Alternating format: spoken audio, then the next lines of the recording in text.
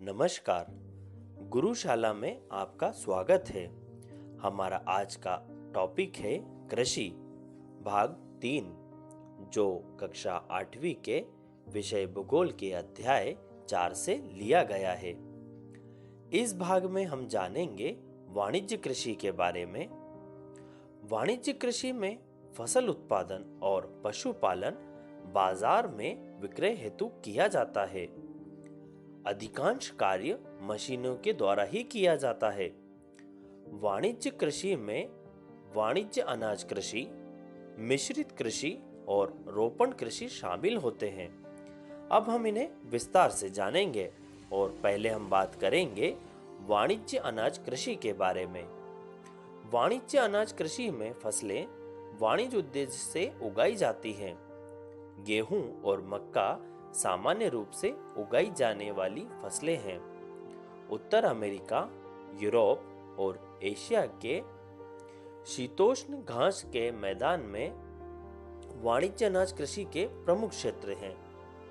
अत्यधिक ठंड वर्धन काल को बाधित करती है और केवल एक ही फसल उगाई जा सकती है। अब बात करेंगे मिश्रित कृषि के बारे में। मिश्रित कृषि में भूमि का उपयोग भोजन व चारे की फसलें उगाने और पशुधन पालन के लिए किया जाता है। यह यूरोप, पूर्वी संयुक्त राज्य अमेरिका, दक्षिण पूर्वी ऑस्ट्रेलिया, न्यूजीलैंड और दक्षिण अफ्रीका में प्रचलित है। अब जानते हैं रोपण कृषि को। रोपण कृषि वाणिज्य कृषि का एक प्रकार है, जहां चाय, काजू, रबड़, केला अथवा कपास की एक फसल उगाई जाती है।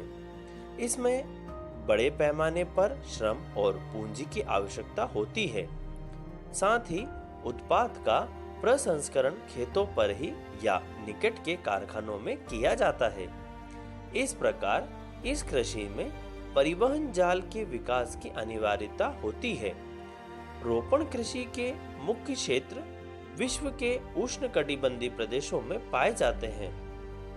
मलेशिया में रबड़, ब्राजील में कवाहा, भारत और श्रीलंका में चाय इसके कुछ उदाहरण हैं।